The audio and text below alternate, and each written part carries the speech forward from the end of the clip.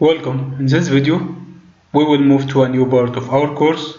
We will start talking about conditions in Python and details. Let's start. Why conditions? A decision is when a program has more than one choice of action, depending on a variable's value.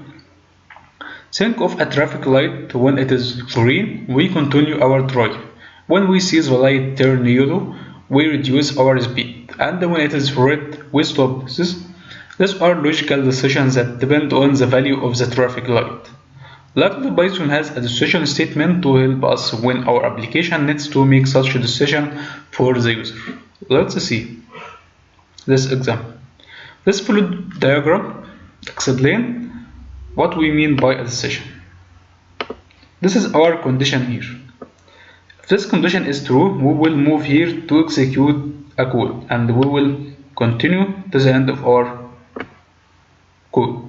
And if this condition is false, we will execute something else, and we will go on to the end of our code, and so on. Let's see this example. Here I type x equal to 5, then I said if x equal to 5, print x equal 5.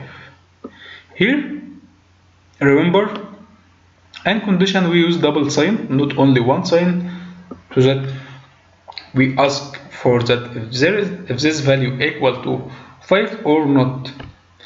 This is the keyword which tells Python that we are making a condition here.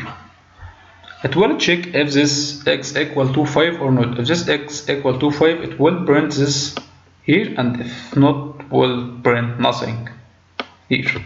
Let's try this in our shell. Here I'll type x equal to 5, then I'll set if x equal to 5, print x. Let's run our code. 5, the value of x. Okay.